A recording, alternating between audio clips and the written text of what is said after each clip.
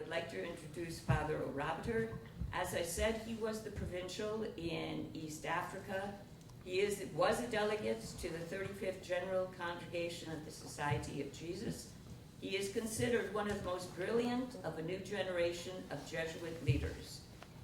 He is one of the most important theological voices in all of Africa. He is deeply respected in the theological community all over the world. He embodies all those attributes so badly needed today: a global vision of justice, a deep and rigorous, rich theology perspective. He certainly speaks to and lives to what we heard come from the mouth of Francis all week long. It is my privilege and my pride to introduce to us Father Orobator, who can pronounce his first name for us.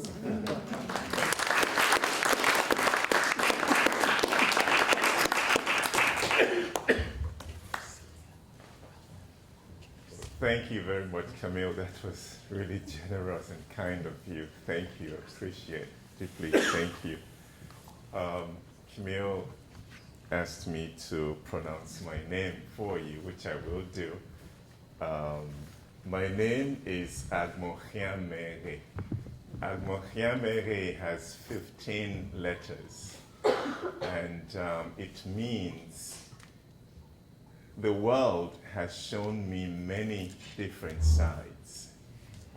I have experienced many things in the world, and that comes from my parents. You see, where I come from, we don't have kind of a stock of names we choose from when a child is born.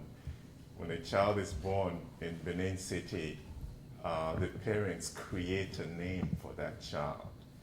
And when they do that, they take into account the circumstances of the child's birth. They take into account their hopes for this child, all the experiences they have had. And so when I was born in 1967, February 18th, 1967, Nigeria had just descended into chaos and violence of the Civil War. And my parents expressed that in the name they gave me. Well, we have seen so many sides. We've had so many experiences in this world, and this is just one of them. So that's how I came to be known as Agmochiamere. To make it easier, though, I just go by Bator. That's much easier. I just want to thank Camille for coming to Nairobi on that pilgrimage which you talked about, and for insisting that I also come and reciprocate that visit. And I'm just delighted to be able to do that. Thank you very much. I want to talk about what it's been like being a Jesuit, but there is a story behind that which is more important for me that I would like to share with you as well. But before I begin, I want to read a text from the Acts of the Apostles, which text I believe speaks to the experience that I would love to share with you this morning. It's from Acts chapter 10, verses 34 and 35. Then Peter proceeded to speak, and he said, "In truth, I see now that God shows no partiality. Rather, in every nation, whoever fears God and acts uprightly is acceptable to God." In every nation, whoever fears God and acts uprightly is acceptable to God. When people ask me to talk about my vocation story, I feel a bit uncomfortable doing that. Well, I'm an introvert, and like all the other introverts, I talk to myself, not about myself. So that is one thing. The other thing is that I'm not sure I have a vocation story. Not if you consider a vocation story in the sense in which we read about it in the scriptures, for example. God calling out to someone this voice and inviting this person, and this person struggling with this invitation, and finally giving into to God's invitation. We see that in the case of young Samuel in the temple, asleep and hearing this voice and not knowing what to make of it, runs up to the old prophet.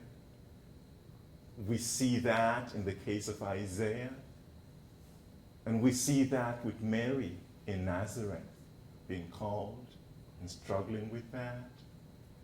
That's a vocation story. I don't know that I had that kind of experience. There were no voices, no lightning, no thunder, nothing to report. So in that sense, I don't feel that there is anything remarkable in what I would call my vocation. But I prefer to look at it as a faith journey.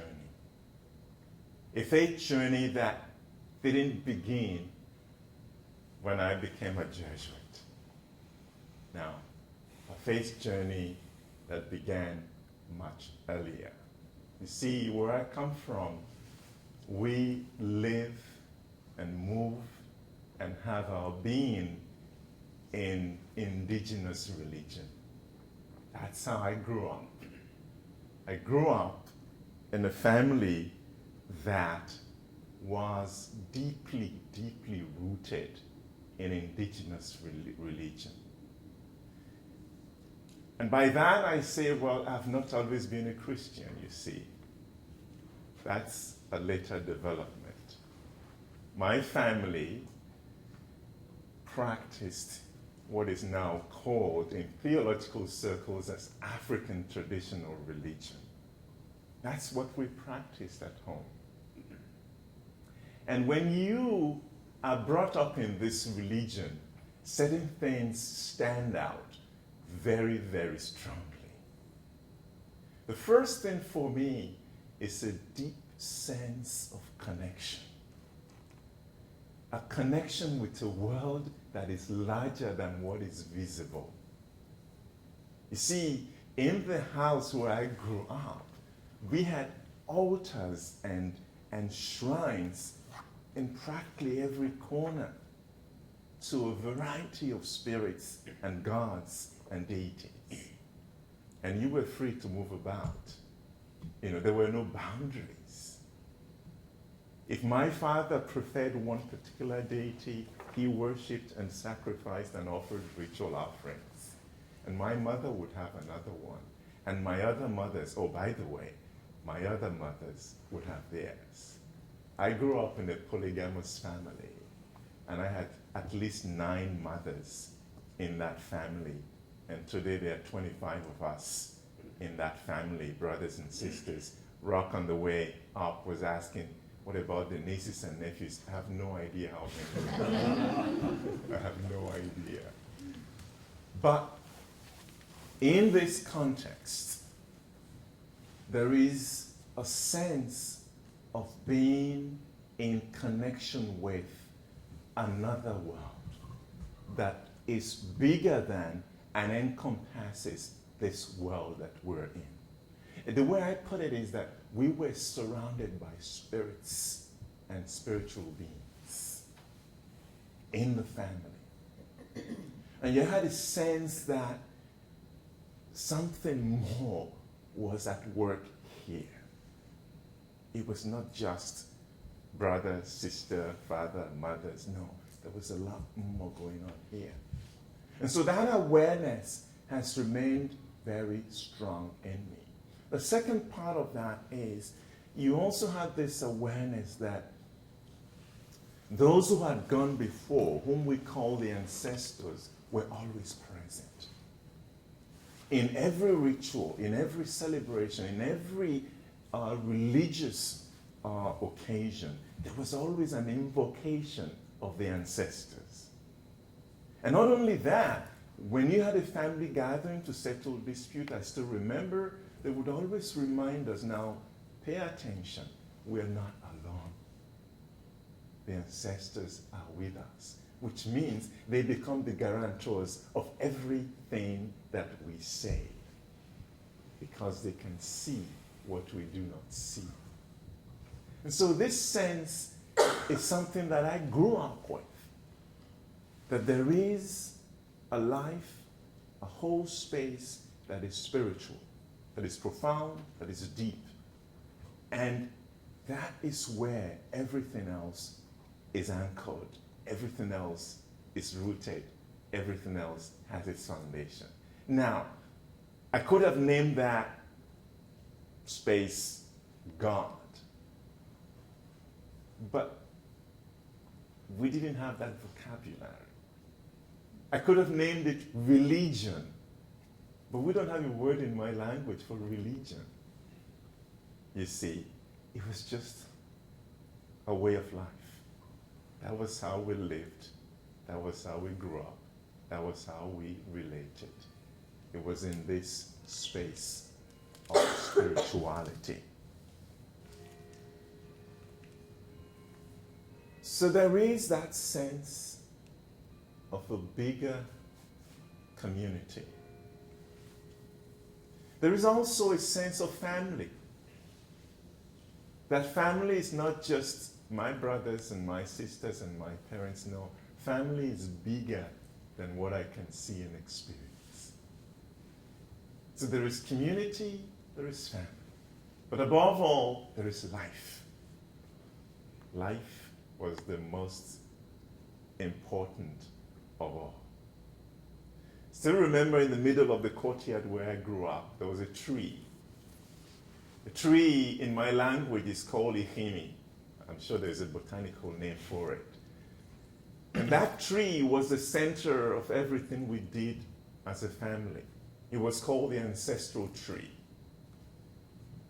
And that tree stood for every other manifestation of nature around us. It was a place where we would worship, a place where we would gather, but it was a tree that we all reverenced. We would not cut that tree. No, you don't cut that, no branch of that tree. Because that symbolizes who we are as a family connected with our ancestors who are represented by this tree. Ihimi, you don't cut that tree. And in my language, we believe that this is the oldest kind of tree in the world. No other tree, we say, is older than the Ihimi tree. It is the oldest tree ever. Now, Ihimi, we do not know where Ihimi comes from. And Ihimi does not die, you see. And so it becomes for us, more than just a tree, a symbol of life that precedes us and also continues after us. So life, community, family. These three things stood out for me.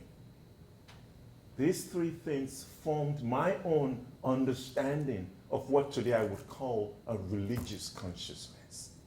Life, community, and family.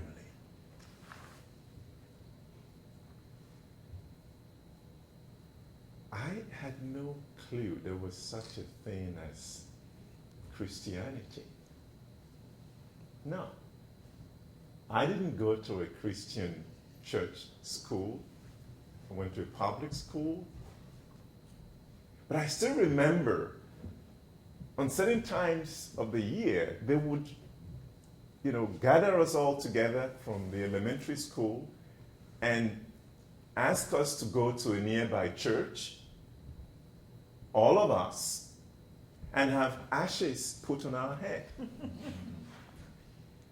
Now, that was a strange ritual for me. But I could understand it.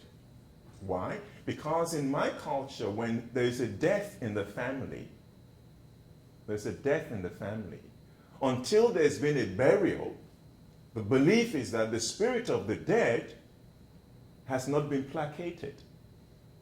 And so could harm a member of the family, especially children were vulnerable. And so to ward off this spirit, we'll put, with charcoal, we'll put black marks on the head. You see. And so when I was told in primary school, go to church and have the priest put something on your head, it made sense, you see. It made sense to me. It's a way of protecting myself from evil spirits. Because now I know it's Ash Wednesday. Then we didn't have a clue what Ash Wednesday was about. But there was another interesting thing about that experience, because when you got out of school, we loved that anyway, it gave you time off school.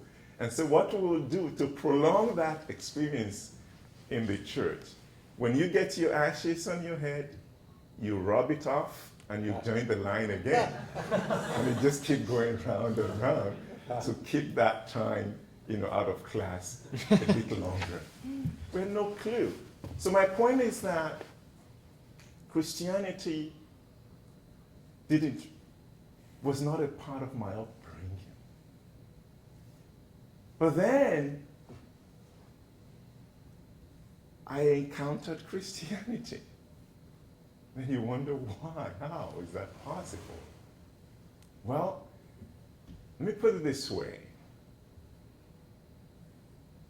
I became a Christian because I was bored. And I would explain what I mean by that. See, when I grew up in Benin City, even though we did not participate in any Christian religious activity, you had holidays like Christmas or Easter, which were Christian holidays and were public holidays. And so, as kids, what you will do on a public holiday is that you will keep a vigil. You see, you would stay up late, you would throw off some, we call them knockouts, these fireworks. You would try to keep yourself occupied because you had to be up till 12 midnight and beyond. We call it watch night day, whether it's Christmas or it's New Year or it's Easter. And I remember this particular Easter, we had done everything we're supposed to do as kids. We've exhausted the fireworks. There was nothing else to keep us busy. So I was bored, And then we wandered off in different directions as kids. We just wandered off in different directions, looking for something exciting. And where did I end up? I ended up in the Catholic Church across the street, looking for something to keep me awake. Because there was some celebration going on in the church. No idea what it was, but the moment I stepped into that church, I realized that something had changed. It was light everywhere, was packed with people, and there were children who were being baptized all dressed in white. It was a captivating sight for me. I'd never seen anything like that before. This endless line of children dressed in white, and everybody else seemed excited about them. I had no clue what they were doing, but it was fascinating. And I stayed. I stayed the whole ceremony. It was Easter Vigil. And at the end of that, there was an announcement that said to the effect, those who would like to be enrolled in catechism and become Catholics can go to the parish office during the week. I heard that. And that same week, coming back from school, I went to the parish office and I asked to be registered to start catechism. Met a Jesuit, Tony Azato of New York Province, and somehow we managed to communicate. He had an accent, and he knew that I wanted to be enrolled, and he got me enrolled, and it just started from there. So you see, for me, I never sat down to think about this. I never had this profound experience of, God, struggling with God and wanting to understand what do you want from me? Why are you asking me to do this? How is this supposed to happen? As Mary said to the angel, what is this about? No. Things just happened. Things just happened. And so as I look back now and I look at that story, at that experience, I think of the words of Paul saying, doesn't matter. Just doesn't matter. You are acceptable to God from anywhere. So I spent 2 years going through formation. They called it the RCIA. And I spent 2 years doing that. And the Jesuits had just moved to the parish. And the Jesuits were responsible. There were 4 Jesuits from the New York province. They were responsible for this RCRA, and I got involved with them and sat in the classes, learned my catechism. We used what we call the Red Catechism. I think here it's called the Baltimore Catechism, where we memorized practically everything. And I did that, and I finished, and I was baptized after 2 years. What was interesting for me in that journey was I began to discover a different way of being Christian. And the Jesuits opened my eyes to that. The Jesuits whom I encountered, well, first of all, they were white. And for us, we have a history with white people in my place. The British came to Benin City in 1898, and they caused havoc, real havoc. They destroyed the monarchy. They looted the treasures, the ivory and the bronze and everything, most of which are found in the British Museum today. And so we've had that memory, colonial memory, that is very, very painful. But here were these 4 white men from nowhere. And they did things differently. And I'll tell you what. I got involved in St. Vincent de Paul Society, which was run by the Jesuits. And they had us make meals and serve to people, elderly people, handicapped people, people who we would say today live on the margins. Every week we would carry food to these people in St. Vincent de Paul. They started what they call a faith house community. It was a house for the physically challenged. And they took care of people.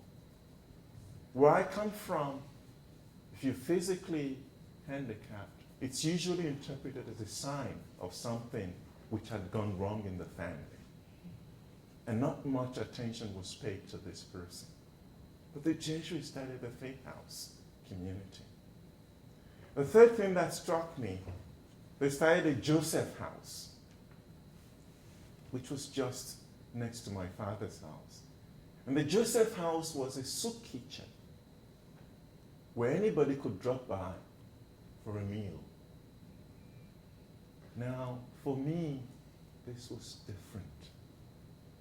I had dreams when I got into college that would be like, one of my older brothers be a professor in the university and have a position in the university.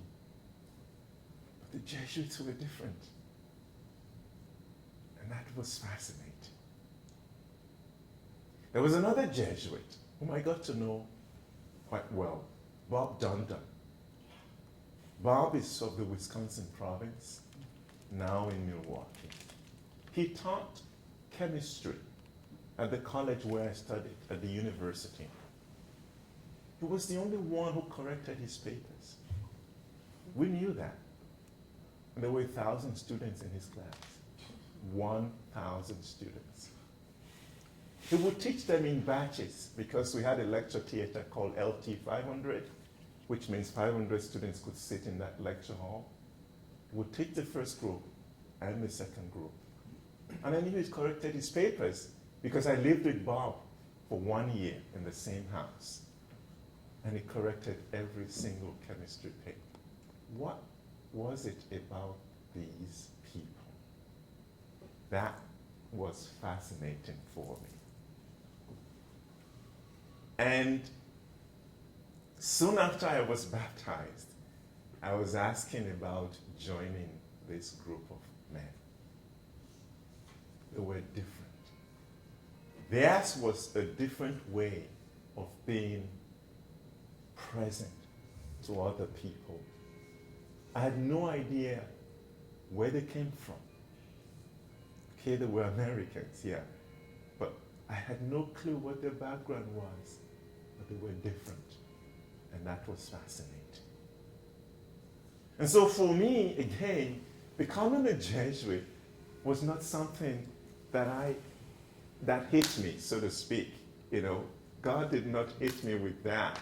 And I woke up and I suddenly said, oh yeah, now do it if you want me to do it. No. Again, it was this experience of encountering, of coming to discover a different way of being Christian. So I joined the Jesuits. And it was just a year after I was baptized that I wanted to join the Jesuits. But then they told me, well, you cannot join the Jesuits because you're a new convert. Canon law says you have to wait 3 years just to be sure that you really want to do this. So I waited 3 years, went to college for 2 years, and then in the end of my second year at age 19, I joined the Jesuits. When I look back on that experience, again, the words of Paul come to mind. That God accepts anyone from every and any nation. Comes to mind again. I didn't plan on it. It was never on my wish list. But it happened.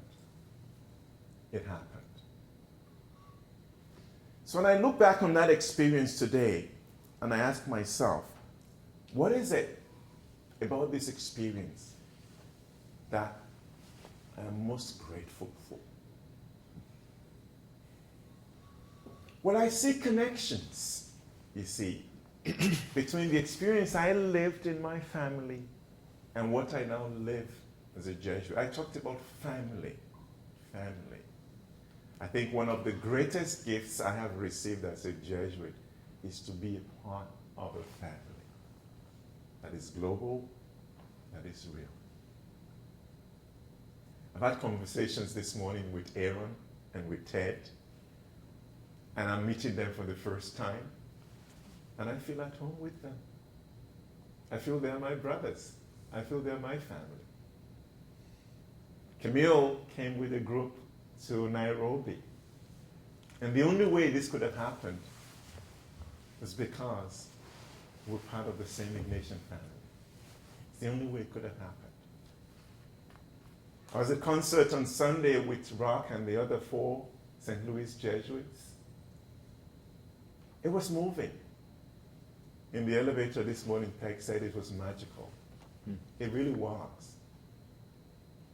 It was for me very profoundly moving. Why? Because I grew up on the liturgical songs of the St. Louis Jesuits as a Jesuit in the novitiate in Benin City 27 years ago.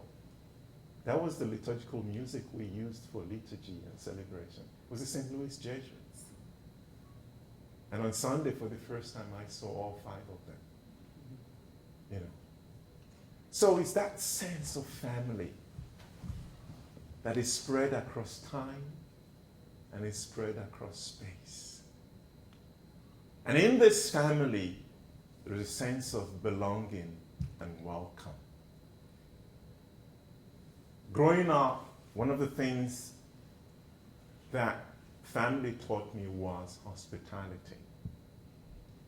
Hospitality. So I said, bear in mind, we're 25 of us, we used to be more. So it was a big, big community. But what struck me strongly about that was there was always room for one more. There was always a cousin, an auntie, an uncle, someone who was always a relative. You couldn't quite figure out how, but you were told she's a relative, he's a relative, so he's welcome, she's welcome. There's that sense of belonging. There was always an anticipation that someone else was going to join the family. And so even with that big number, where food was not always available for everyone, when food was served, there was always a plate put aside for that person who might come, that unknown guest. And we always pray that that guest would not come. You know. But that was the sense of family, of belonging. And I found that in my own Ignatian experience, in my own Jesuit journey. I found that I belong to a bigger, deeper family. And I can't explain that. I can't explain the fact that we're having this encounter this morning other than by referring to this reality that we are family, an Ignatian family. So I'm grateful for that. I did mention that when the Jesuits came, they were different. They gave witness to a way of life that was totally new to me. New in the sense that the focus was on what you could offer the other. The focus was on serving the other. And I couldn't understand, why would these 4 white men leave their country, bless you, and be different from those who came before them? I remember the words of Jesus in John's Gospel saying, well, all those who came before me, they came to loot and to steal and to destroy. But I come that you would have life and have it in abundance. That was the experience for me. These 4 men were different. Bill Scanlon, Tony Azato, Jack Ryan, Jack Mazoff. They were different. And in my life as a Jesuit, that remains the ideal. That being a Jesuit is an invitation to serve. Or put it differently, is an opportunity to serve. Is an opportunity to serve. I do remember I was asked this question at the end of my my term as provincial in Eastern Africa. I was asked, what is it that stands out for you? What are your feelings? What are your feelings? For me, it was and still is an overwhelming sense of gratitude. You see, we're called to serve, and I don't deserve it. In Scripture, Jesus talks about, I call you friends. I don't deserve that. It's a grace. It's an opportunity. I'm grateful for that. I truly, deeply am grateful for the opportunities the Society of Jesus has given me and continues to give me to serve. Because that's how I knew the Jesuits. They were a group of people who gave and expected nothing in return. And they made themselves available to the needs of people at the margins. So when we talk about going to the frontiers today, it makes sense to me because I've seen that at work. That's why I wanted to become a Jesuit, because I saw Jesuits doing that in St. Vincent de Paul, in Faith House, in Joseph House, at the university with Bob Dunton. I saw that.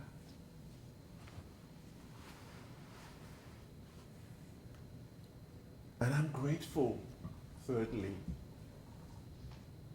for a whole new world. When I joined the Jesuits, I was convinced that my ministry would unfold and happen in and around where I grew up. The Jesuits were starting ministries in Nigeria, parishes, schools, the novitiate, the retreat house, and naturally expected, well, that's where it's going to be for me. I would end up in a parish or a retreat house or a school, or even in novitiate.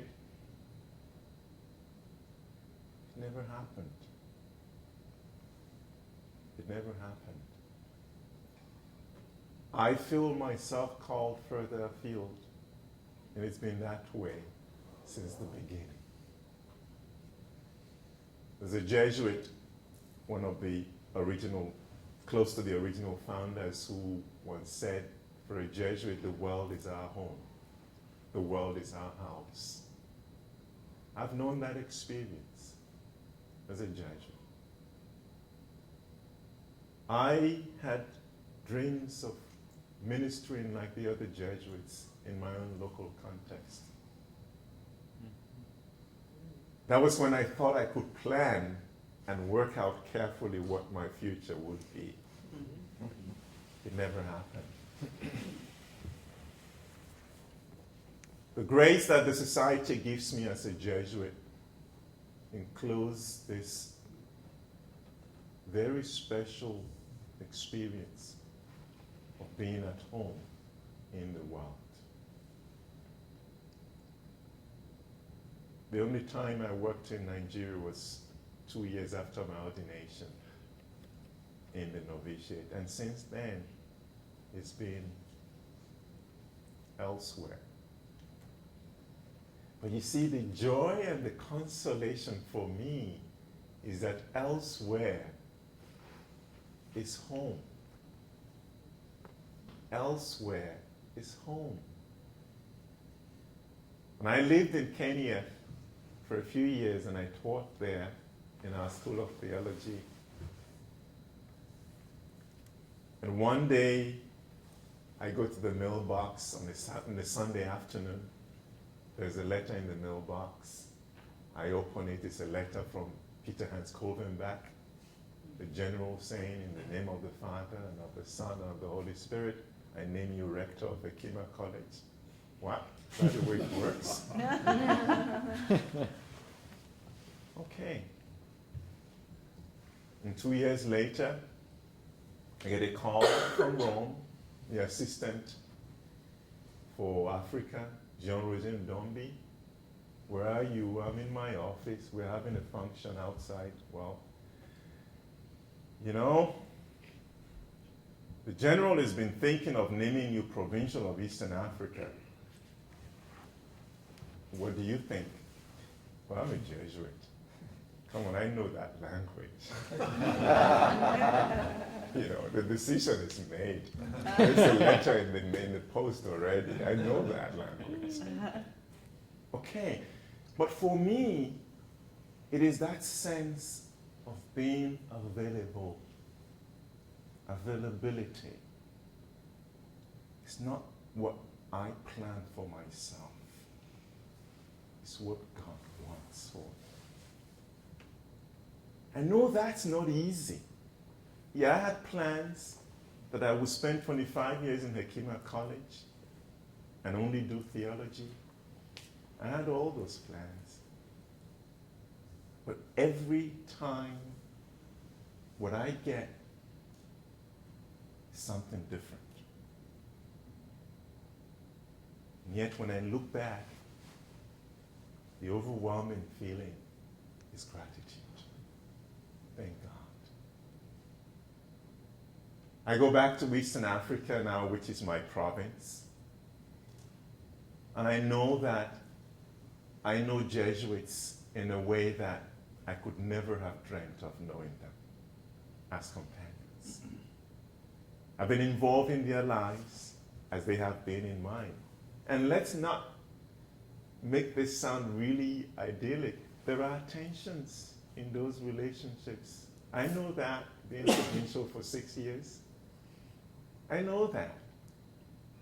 I still remember a companion saying to me, you know, I pray every day for you that you will burn in hell. Okay, I can live with that.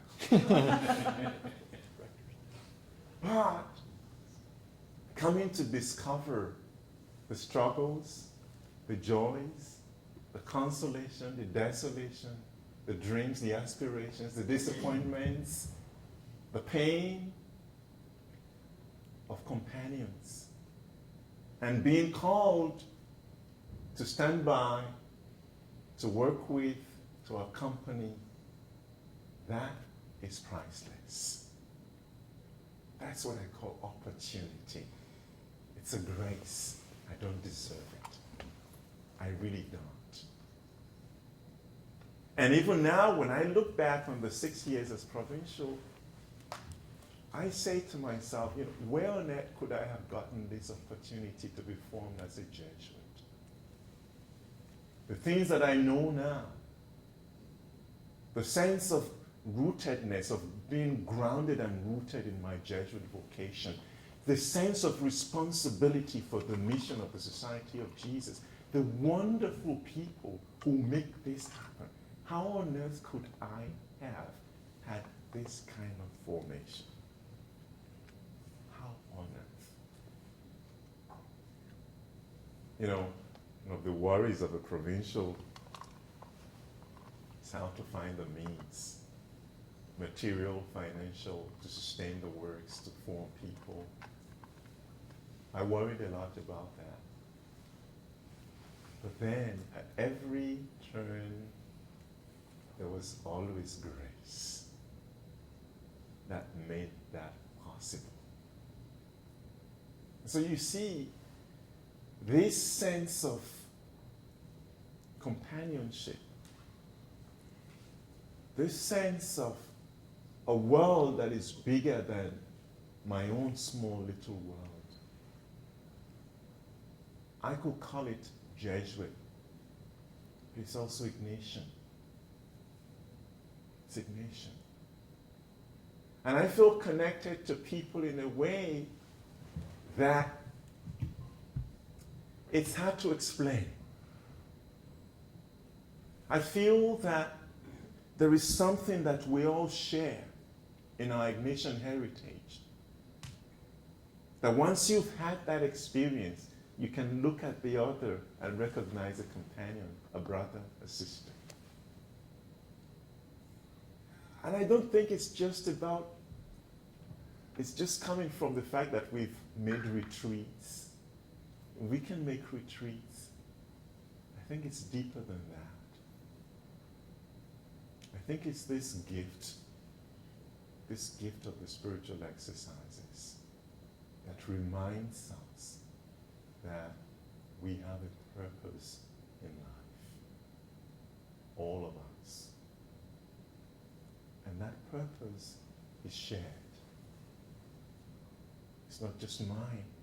It's what we aspire to praise, reverence, and serve God, to save our souls.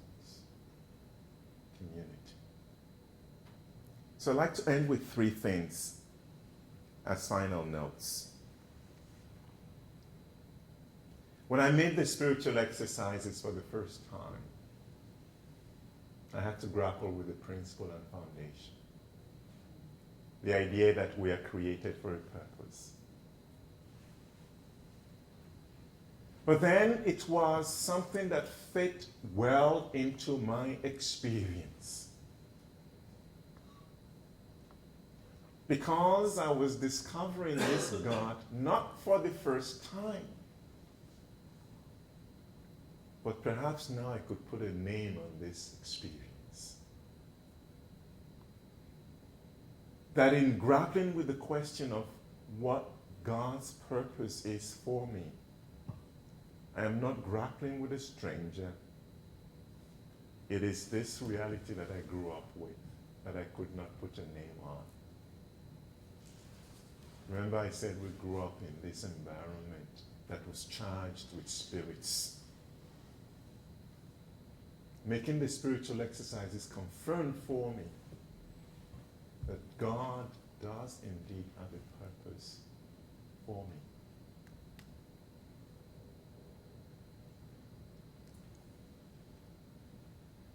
And then, the second thing, as members of the Ignatian family and Jesuits, we talk about finding God in all things. Now that sounds familiar to me. It sounds familiar to me. Because again, I grew up in this environment where there was no thing that you could say was lifeless. Nothing was lifeless. In my own religious world, nothing is lifeless. When we go into the forest to cut down a tree, we talk to the tree. We ask permission. We say to the tree, I need a drum, a new drum. Or we say to the tree, I need a bark for healing purposes.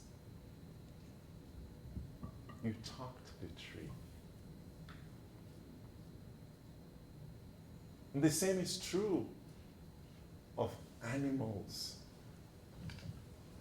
creatures. You talk to them. You don't just take without permission. And when, as a Jesuit, I'm told God is in all things, I get that. I get that. That's part of my religious upbringing. That there is nothing that is lifeless. Nothing. And I know that, there are theologians who've had some wonderful writings on this, but this is how I grew up. It wasn't theology, it was just a way of life.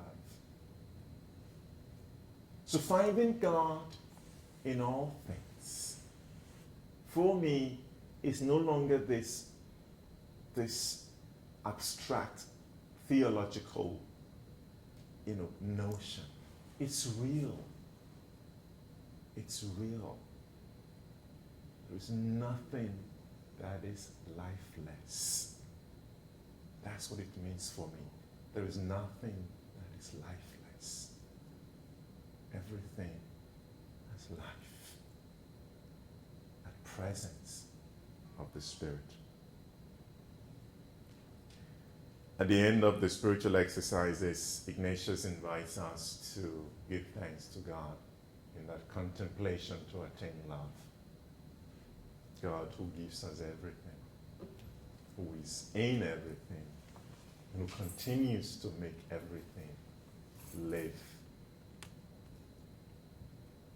For me, that's a reminder that everything, all is grace. All is grace. I know I work hard. I study hard. I do my work well. But it's not about me. We all work hard. We all do well. It's not enough. It's all grace.